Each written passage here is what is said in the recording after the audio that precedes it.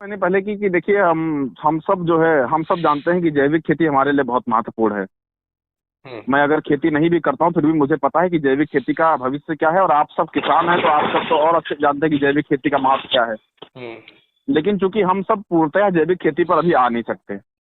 श्रीलंका ने कदम उठाया, लेकिन श्रीलंका की हालात क्या हुए आप सबने देखा। आप जैविक खेती पर आ नहीं सकते, लेकिन भविष्य वही है, तो हमें ये करना होगा कि हम अपनी खेती को थोड़ा सा जैविक करें, थोड़ा सा रासायनिक करें। मतलब पूर्णतया जहाँ रासायनिक करते हैं हम लोग, जैसे अगर 1 बीघा खेती हमारे पास में है और अगर हम उसमें 20 किलो यूरिया डाल रहे हैं, और अगर हमने इस सीजन में 20 किलो के बजाय 15 किलो कर दिया, तो हमने मानव जाति पर बहुत बड़ा एहसान कर दिया। तो हमारा उद्देश्य ये है कि रासायनिक खादों का डोज कम हो।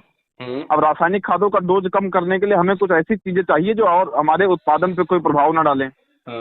तो हमारे पास एग्री 82 आता है जो 15 किलो यूरिया को 20 किलो की क्षमता के बराबर बना देता है। Very good.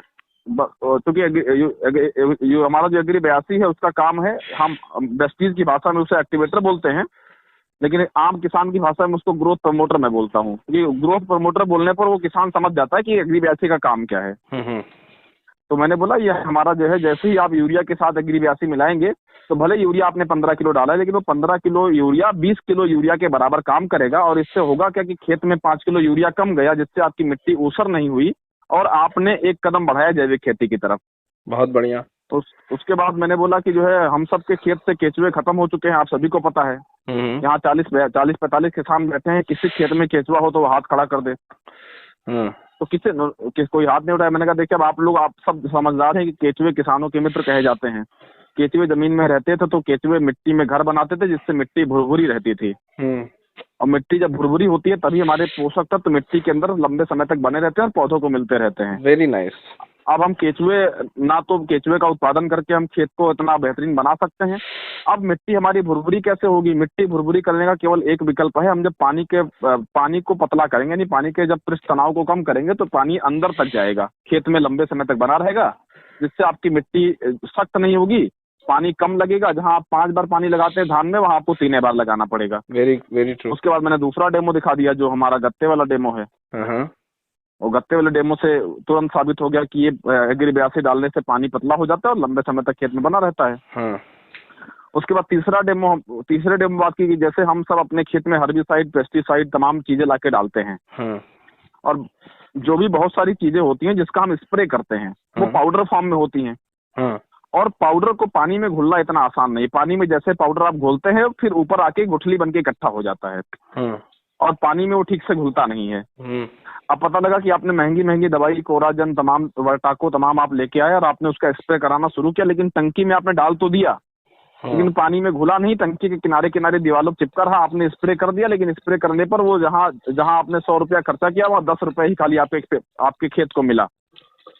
बहुत बढ़िया। अब अगर हमने अपना एग्री 82 डाल दिया, और उसका डेमो मैंने अपने टलकम पाउडर से कर दिया, जैसे एग्री 82 डालते हैं 2-4 बूंद, वैसे पानी पतला हो जाएगा और पाउडर पूरी तरीके से पानी में घुल के पानी और पाउडर का घोल बन जाएगा। लगेगा नहीं कि पाउडर उसमें ऊपर तैर रहा है।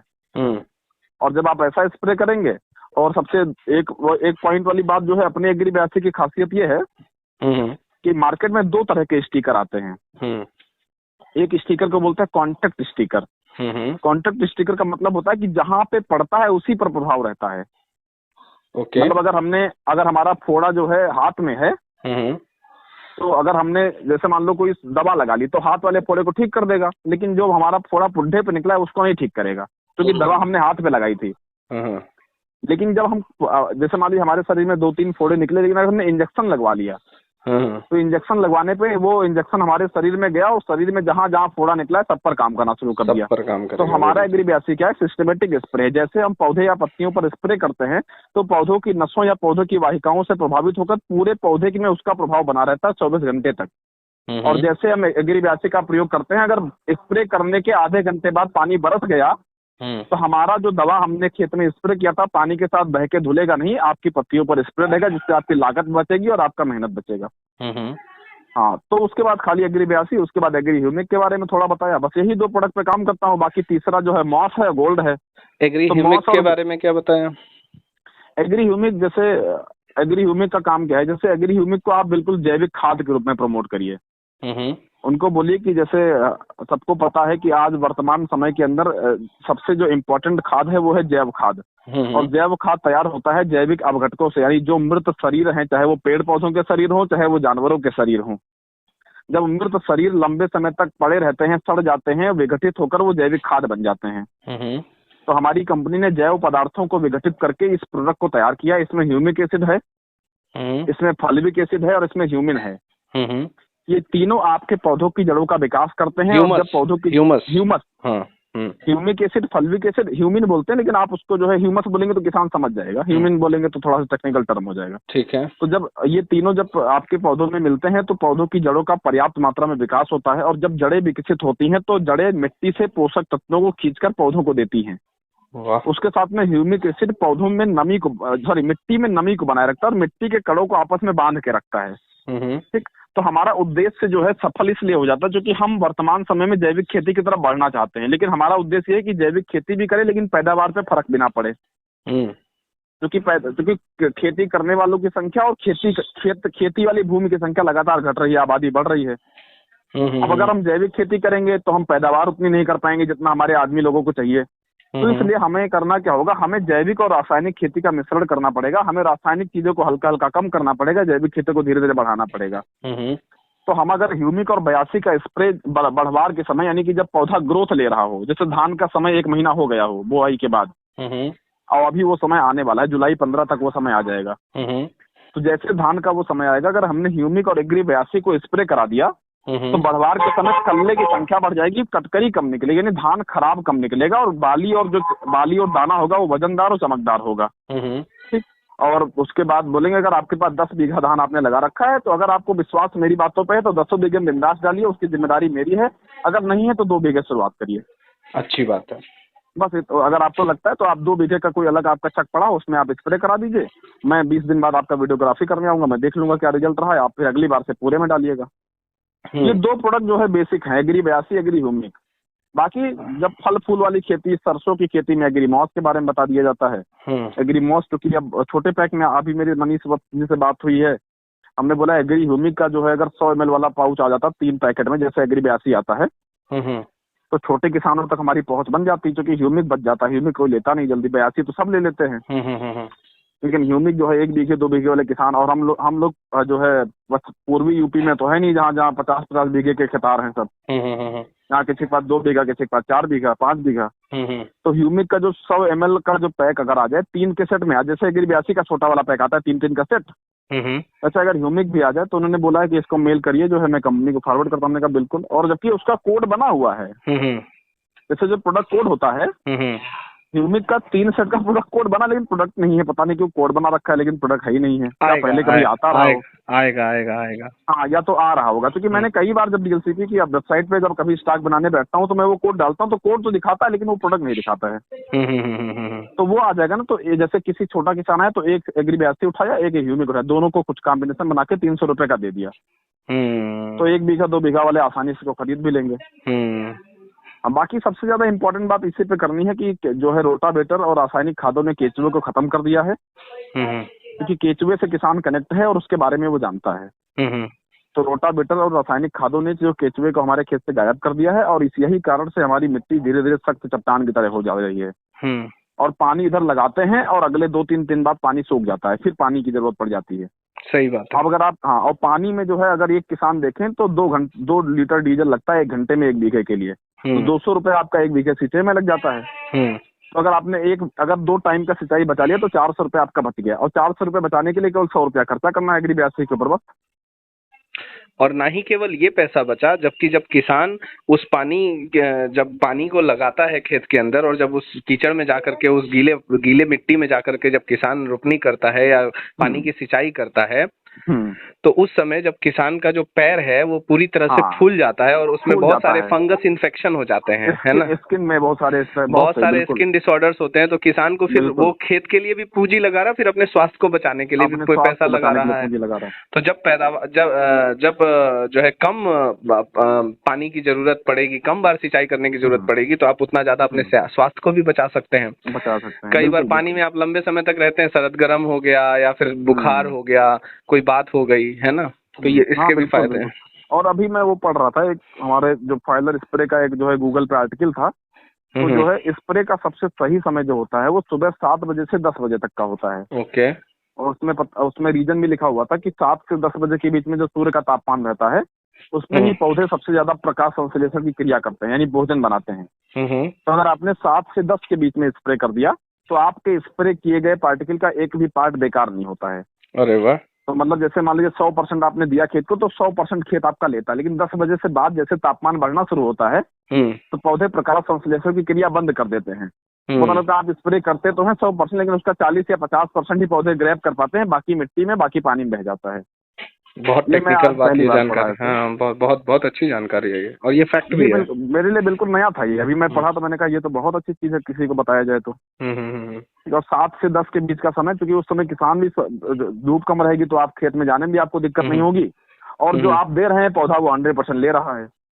तो इसको प्रमोट करने के लिए आपने सबसे अच्छा जो फॉर्मूला ये अपनाया कि आप गांव में ना जा करके गांव की जो दुकानें हैं, जो चौक चौराहे की दुकानें हैं, उनको आपने पकड़ा और एक किसान गोष्ठी आपने कर ली। भारत में खेती एक ऐसा सेक्टर है, आज भी खेती एक ऐसा सेक्टर है जहाँ रिजल्ट पे बात होती है, जहाँ पे प्रोडक्ट पे कोई बात नहीं होती। अगर आपका प्रोडक्ट 1800 रुपए का हो या 2800 रुपए का हो, अगर रिजल्ट दे रहा है तो गांव का एक गरीब से गरीब किसान भी उसको इस्तेमाल करता है और देखा देखी करता है। मतलब उनका गन्ना आगे जाएगा तो हमारा गन्ना भी आगे जाना चाहिए, चाहे 10 किलो के बजाय 20 किलो यूरिया पेल देंगे। वो करते हैं लोग। अब किसान कनेक्ट सबसे ज्यादा दुकानों से होता है, क्योंकि वो अपने खेत का नुकसान नहीं चाहता है। किसी अनजान व्यक्ति के कहने पर वो कुछ नहीं डालेगा, लेकिन दुकानदार के कहने पर वो कुछ भी डाल देगा। बहुत अच्छी बात आपने कही है, बहुत अच्छी बात कही। और वो लोकल के जो दुकान काउंटर तो उनसे कनेक्ट होते, तो उनसे मैंने बोला भैया जो है अपने किसानों को जो है 10, 15, 20, 50 को बुलाओ, और क्योंकि आप भाई प्रोडक्ट मैं यहाँ रखूंगा, मान लीजिए आप मेरे से 50,000 का माल लेते हैं, 20,000 का माल लेते हैं, तो बिकेगा तभी जब किसान आएगा आपके पास। तो आप किसान तक जाओगे नहीं, क्योंकि आपको काउंटर छोड़ना नहीं है ना, आप मेरी कंपनी के एम्प्लॉय हो। तो आप मुझे बुलाओ, आप मुझे टाइम बताओ, किसानों को बुलाओ, मैं उनको बताता हूँ और उसी में से आपके ग्राहक तैयार हो जाएंगे। और ये जो है तरीका बहुत सही निकला मेरे लिए। बहुत बढ़िया तरीका है ये, बहुत इफेक्टिव रहा है। और इसी पे कहा, क्योंकि अभी ये 2 महीना जो है एग्री का ही वेल्थ है, ये सब अब्दुल सब्बीर के साथ एक दिन बैठा हुआ था। अब्दुल सब्बीर जब होटल सानियावत फैजाबाद आए हुए थे, तो मैंने उनसे पूछा सर जो है ये बहुत मिथ बन गया है कि जो है शहरों में ही नेटवर्क बनता है, नेटवर्क मार्केटिंग शहरों में ही होता है। कहीं मैंने भी प्रयास किया शहरों में, और जो है मेरे भी नेटवर्क शहरों में, लेकिन ऐसा कुछ नहीं है। हमारा जो है एक नेटवर्क है जो इस समय 2-3 लाइनें उन्होंने बताई कि जो जिसमें यूसीडी और डीयूसीडी हैं, और उन सब लोगों ने उन जगहों पर नेटवर्क बनाया है जहाँ पे मूलभूत सुविधाएं भी नहीं है।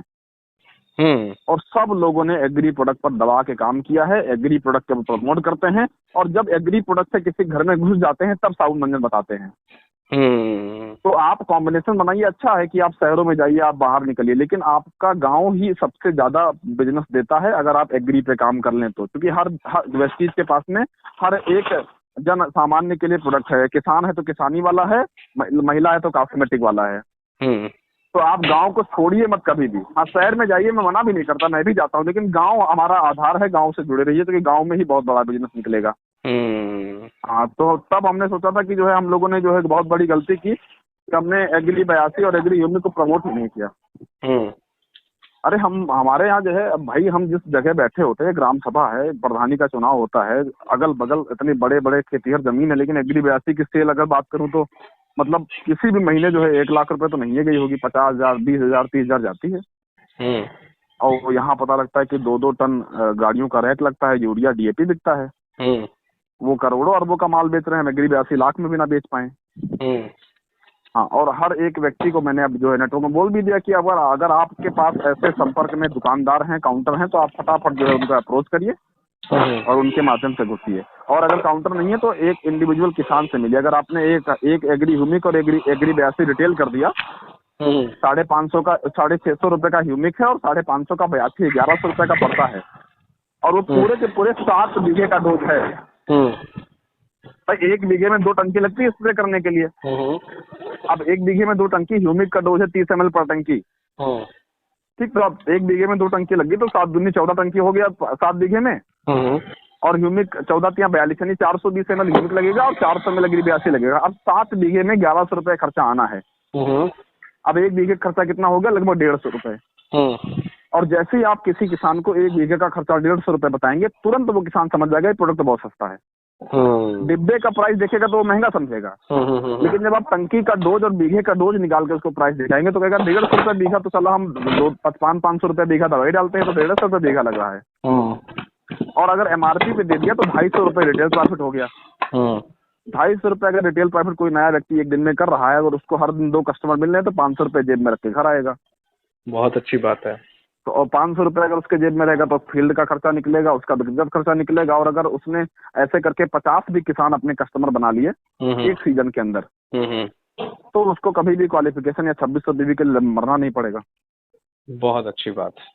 और खेती एक ऐसा सेक्टर है जिसमें 3 ही 4 महीना खाली होता है, बाकी सब महीना बिजी। गन्ना, गेहूं, धान, सरसों, मेंथा सब तो रहता है। वही 2 महीना थोड़ा सब्जी आ जाता है, 2 महीना थोड़ा ढिलाई हो जाता है, गन्ना जैसे कटता है 2 महीना किसान गैप करता है, लेकिन उसमें कोई फर्क नहीं पड़ता। इसलिए जो है ये सेक्टर बहुत अच्छा है। इस चीज के पास जो प्रोडक्ट है, हम लोगों ने बहुत अंडर एस्टिमेट किया एग्री प्रोडक्ट को। एग्री 82 जो है, हम जब उसका डेमो 3-4 डेमो देखे, या फिर आप एग्री मॉस का प्रयोग देखिए। एग्री मॉस तो अगर कोई व्यक्ति वो करता है, क्या बोलते हैं आप उसको समझते होंगे, जो है अरे बागवानी जो है, फूल माला, फूल का जो है नहीं खेती करते हैं लोग। हाँ, फूल बनाते हैं, फूल की खेती होती है। बहुत सारी सब्जियां ऐसी हैं जो फूल से बनती हैं, है ना। हाँ, जैसे नहीं, जैसे फूल की खेती, जैसे जयमाल स्टेज सजाते हैं, जयमाल वाला वरमाला बनाते हैं, तो वो लोग बड़े स्तर पे फूल की खेती करते हैं। गेंदे का फूल बेचते हैं ठेले पे 100 रुपए किलो, 200। अगर कोई व्यक्ति वो उस पर जो है अपने एग्री मॉस का प्रयोग कर दे, मतलब इतना शानदार एग्री मॉस का रिजल्ट है कि आप उसको मत पूछिए। Agri moss, agri humic, agri 82 का स्प्रे अगर हर 20 या 25 दिन पे एक बार कर दिया करे तो फूल तोड़ेगा, लेकिन फूल खत्म नहीं कर पाएगा वो। एग्री मॉस जो है फूलों को गिरने नहीं देता है और फूलों की संख्या बढ़ाता है, क्योंकि नाइट्रोजन भरपूर देता है खेतों को। और साथ ही साथ में एग्री मॉस के अंदर नैनो न्यूट्रिएंट्स भी हैं जो पौधों और मिट्टी को जो है हमेशा के लिए आपको सुरक्षित कर देते हैं। जो मिट्टी के अंदर उर्वरक शक्ति खत्म हो गई थी वापस लौट आती है।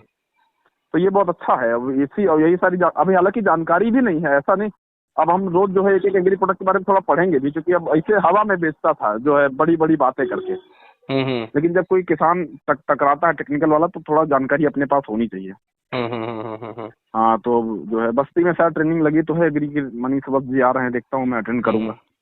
नहीं सौरभ सर, आपने ये जो जानकारी दी है एग्री 82, एग्री ह्यूमिक और एग्री मॉस के बारे में जी, ये जानकारी बहुत सारे वेस्टिजियन और बहुत सारे किसानों की खेती को आगे बढ़ाने में बहुत मदद करेगी सर, है ना। और आपने जिस तरीके से आपने ये जानकारी दी है, मेरे ख्याल से बहुत सरल भाषा में बहुत ही आसानी से लोग समझ जाएंगे और इसकी वैल्यू को समझेंगे और बिजनेस भी अपना आगे बढ़ाएंगे। और नोटिस किए भैया, एक बात और नोटिस की है, कभी भी किसान के सामने EDF PDF प्रोजेक्टर नहीं खोलना चाहिए।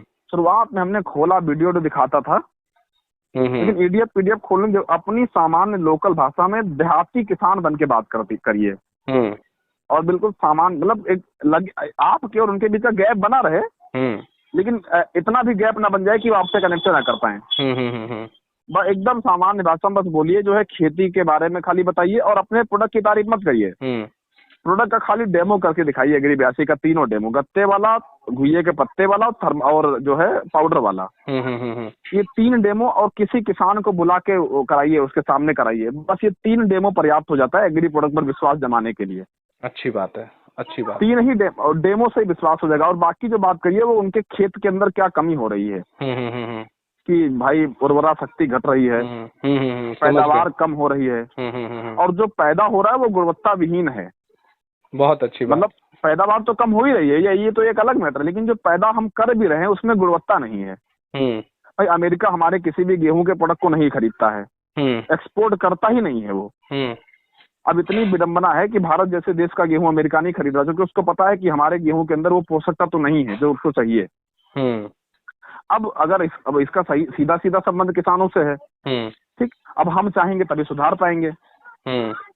भाई अगर हम सप्लीमेंट की ही बात करें तो सप्लीमेंट की जरूरत तभी पड़ती है जब हमारा फूड कमजोर होता है, और फूड कमजोर है केवल खेती को करके, ठीक। अब हम पता लगता है कि जो है घुइये की सब्जी बना रहे हैं या गोभी की सब्जी बना रहे हैं, हमारे घर वाले ही नहीं जान पा रहे गोभी की सब्जी बन रही है।